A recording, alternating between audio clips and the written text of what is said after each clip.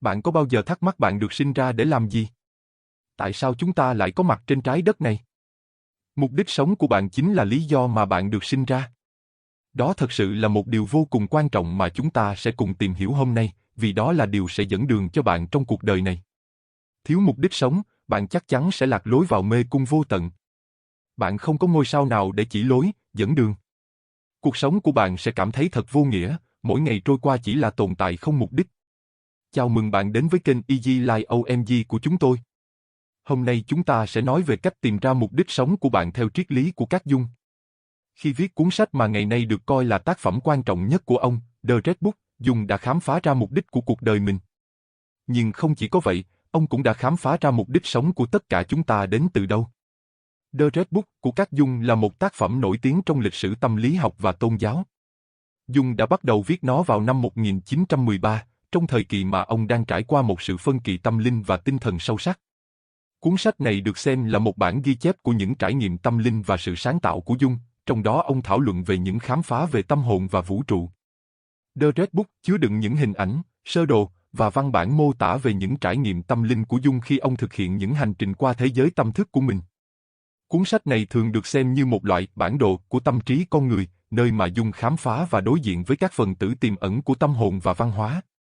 Và dựa trên hiểu biết của chúng tôi về The Red Book, Các Jung nói rằng mục đích sống của bạn được tìm thấy trong việc hy sinh một cách tự nguyện. Bạn sẽ sẵn lòng hy sinh bản thân mình cho điều gì? Điều này có nghĩa là mục đích của bạn không được tìm thấy trong tiền bạc, xe cộ, nhà cửa, quần áo, địa vị, hoặc bất kỳ niềm vui tự thân nào khác, mà thay vào đó, mục đích của bạn được tìm thấy trong điều bạn sẵn lòng chịu đựng. Mục đích của bạn nằm trong việc phục vụ một cái gì đó mà bạn coi là lớn hơn và quý giá hơn cả sự tồn tại của chính mình. Nhưng nếu bạn không thể tìm thấy điều gì lớn hơn hoặc quý giá hơn sự tồn tại của chính mình thì sao? Khi đó, bạn sẽ trải qua cuộc sống vô nghĩa và trống rỗng.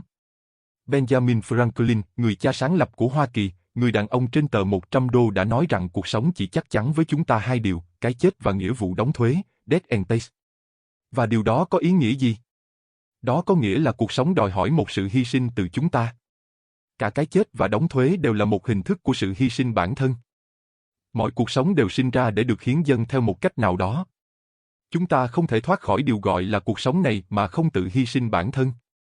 Ngay cả thức ăn mà chúng ta ăn hàng ngày, theo một cách nào đó, đã được hiến dâng cho sự tồn tại của chúng ta. Và vì vậy, nếu bạn không có gì lớn hơn chính bản thân mình để hiến dâng thời gian và năng lượng của mình, bạn sẽ đầu tư tất cả sức mạnh của cuộc sống vào chính bản thân mình. Nhưng vì cuối cùng bạn phải hiến dâng bản thân, tất cả năng lượng mà bạn đầu tư vào chính bản thân mình về cơ bản chỉ là lãng phí. Sống cho bản thân, vì mục đích của chính mình thì rồi ai cũng sẽ chết, sẽ tan biến mà không để lại bất cứ thứ gì. Vì vậy, nếu tất cả năng lượng của bạn rồi cũng sẽ bị lãng phí, điều đó làm cho cuộc sống của bạn trở nên vô nghĩa.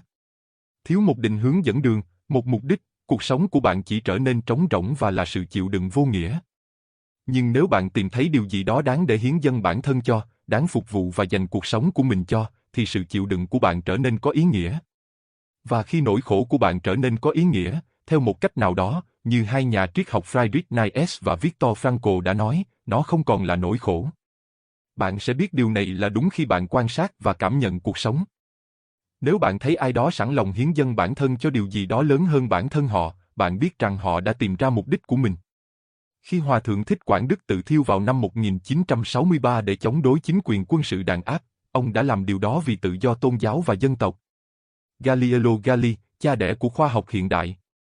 Bằng chiếc kính thiên văn của mình, ông đã chứng minh rằng niềm tin về trái đất là trung tâm của vũ trụ là sai lầm. Điều này khiến ông bị giáo hội nghi ngờ là kẻ dị giáo, ngoài ra vì quan sát mặt trời liên tục đã khiến ông bị mù hoàn toàn. Nhưng ông không hề hối hận khi đã tìm ra sự thật cho nhân loại. Hơn 3.000 cán bộ y tế nhiễm bệnh và rất nhiều người đã hy sinh khi ngày đêm chiến đấu bảo vệ tính mạng người dân khi đại dịch Covid diễn ra. Và bất kể bạn nghĩ gì về những ví dụ kể trên, có một điều bạn không thể phủ nhận, những người này đều có sống có mục đích. Họ đã thực hiện một nhiệm vụ cuộc đời. Và lý do bạn biết điều đó là vì họ đã tìm ra điều quan trọng hơn bản thân họ mà họ cho rằng đáng giá để hy sinh cuộc sống của họ. Nhưng chúng ta không cần phải đi tìm những ví dụ về nhân vật lịch sử để tìm thấy những người đã tìm ra điều gì đó đáng để hiến dâng bản thân cho. Điều này xảy ra mỗi ngày, mỗi giờ, ngay lúc này đây. Có các bà mẹ, người cha đang hiến dâng bản thân cho con cái của họ. Các nhà hoạt động xã hội vì quyền con người và môi trường trái đất. Các nhà khoa học đang làm việc ngày đêm vì các phát minh cho con người.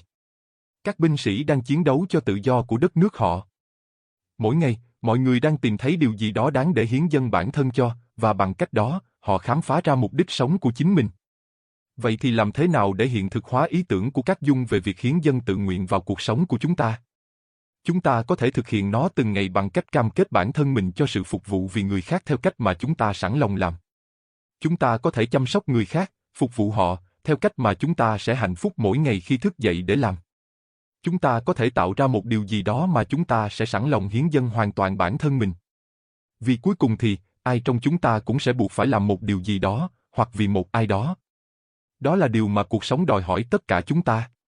Nhưng nếu bạn không tự khám phá ra mục đích sống của mình, cuộc sống của bạn trở thành một sự hy sinh bắt buộc, và điều đó được cảm nhận như một sự áp đặt và gánh nặng. Bạn sẽ bắt đầu trải qua cuộc sống mỗi ngày dài như vô tận đầy mệt mỏi và phiền muộn. Còn nếu bạn khám phá ra mục đích sống của mình, cuộc sống của bạn trở thành một sự hy sinh tự nguyện. Và một sự hy sinh tự nguyện, như của bố mẹ cho con cái của mình, sẽ được cảm nhận như một điều vô cùng ý nghĩa. Bạn sẽ trải nghiệm cuộc sống của mình mỗi ngày thật nhẹ nhàng, đầy ý nghĩa vì những điều tốt đẹp hơn. Vậy tôi sẽ hỏi lại bạn một lần nữa, bạn sẽ sẵn lòng hy sinh bản thân mình cho điều gì? Đó chính là mục đích sống thật sự của bạn.